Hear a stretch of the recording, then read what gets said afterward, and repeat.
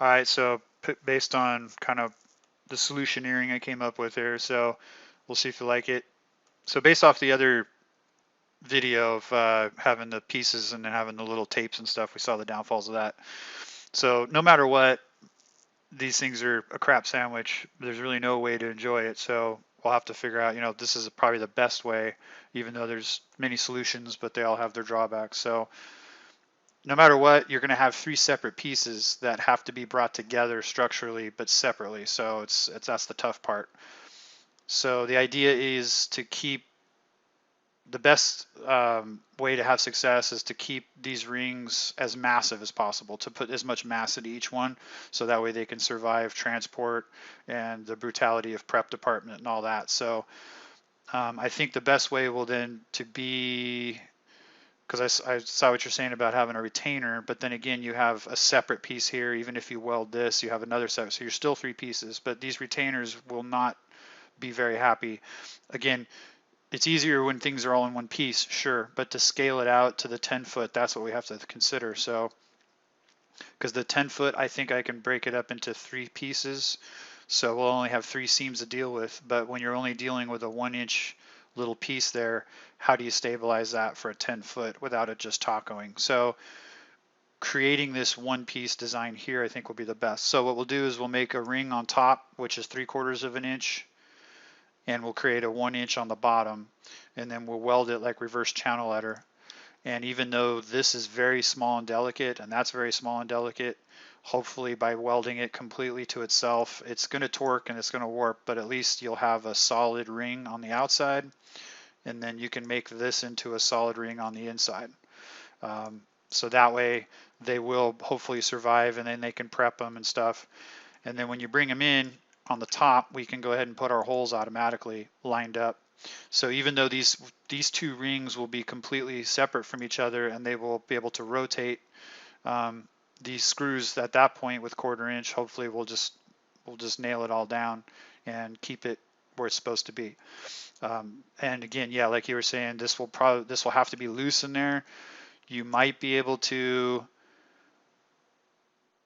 bring this, so, and then the needle we have to thread is that this only leaves us with a 1/4 inch. So this is a 3/4 inch top here, and this is a 1 inch here, and we only have a 1/4 inch to play with.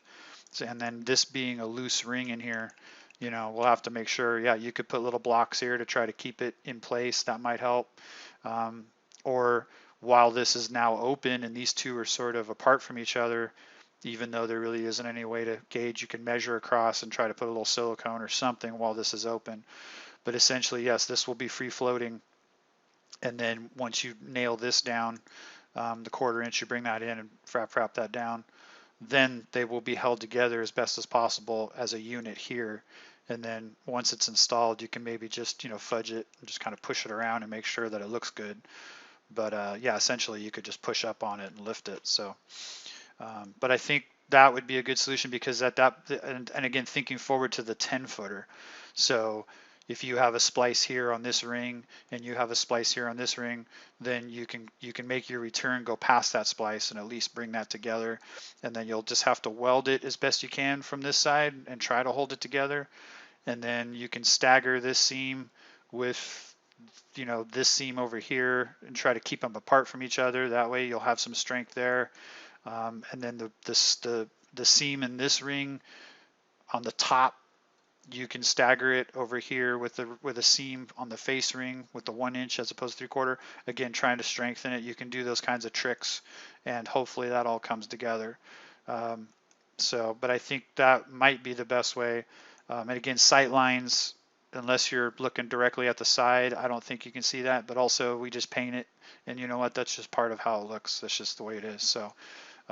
But I think that would be the best way to make this have survivability and viability. So, but again, you'll have to make sure, like, even if this is, let's say, 1 degree out, which is a lot, it probably won't be 1 degree, but you don't have much to play with. So when it comes time to the 10 footer of having to make sure that this is routed, we're going to hand cut this. We want to make sure that we don't have much to play with, and we want to make sure everything's welded properly and everything's going to be as good as it is, or it can be. So Anyway, but I think that's my solution. Let me know if that's the way we want to go.